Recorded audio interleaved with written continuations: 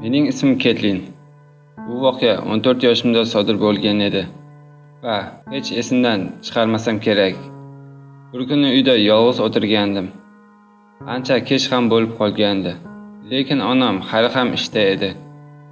Ikki ukam va singlim biznikidan ancha uzoqda yashaydigan qarindoshlarimiz uyida edi. Men esa yolg'iz internetda o'tirgandim. Birozdan bundan ham zerikib ketdim va bir nechta do'stlarimni chaqirishga qaror qildim. Albatta avval onamdan ruxsat so'radim. Keyin do'stlarimga qo'ng'iroq qilib chaqirdim. Ularni kutib o'tirganda yuqoridan qandaydir ovoz eshitildi. Uyda mendan boshqa hech kim yo'q ekanligini aniq bilardim. Shuning uchun o'rnimdan turib, ko'rib kelmoqchi edim.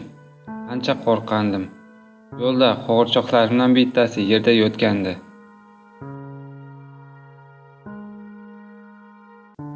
Endi yerdan olganimda yuqorida kimningdir turganini ko'rib qoldim.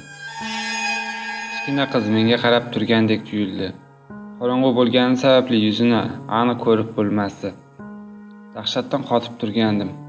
Birdaniga eshik qo'ng'irog'i jiringladi. Yugurib borib qaradim.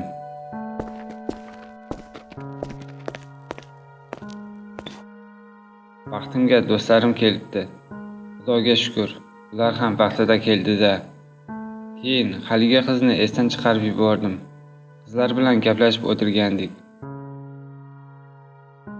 Birozdan keyin do'stlarimdan bittasi birga rasmga tushishini aytdi. Biz esa yig'ilib oldik va bir necha rasmga tushdik.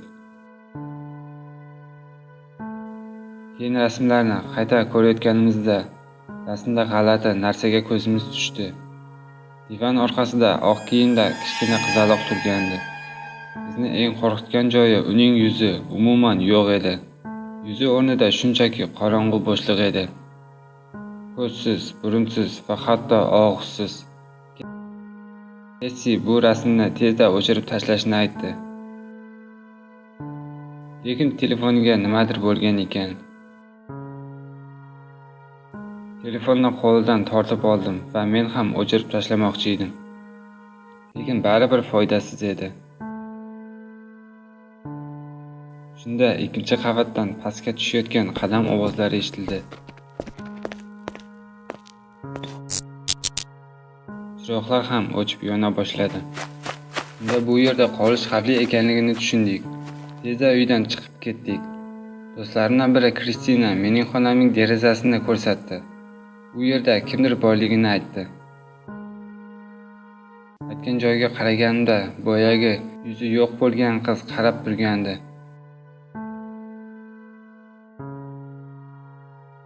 Buni ko'rib baqirib yubordik va onamga qo'ng'iroq qildim.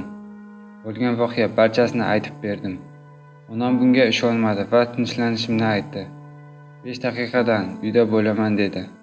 Keyin kelib uyni tekshirib chiqdi, lekin hech qanday iz topilmadi. Bu qizaloq shunchaki ko'zimizga ko'ringan deb umid qilaman. Biroq baribir bir necha kundan so'ng boshqa uyga ko'chib o'tishga qaror qildik. Chunki u ko'zimga ko'rinavergandi. Yangi uyda uni qaytib ko'rmadim. Onam ham meni yolg'iz qo'ymaydigan bo'ldi. Endi har doim ukam, singillarim bilan birgaman. Hech tushuna olmadim, nega bunday bo'ldi? Balki u qiz bizni uydan ketishimizni xohlagan.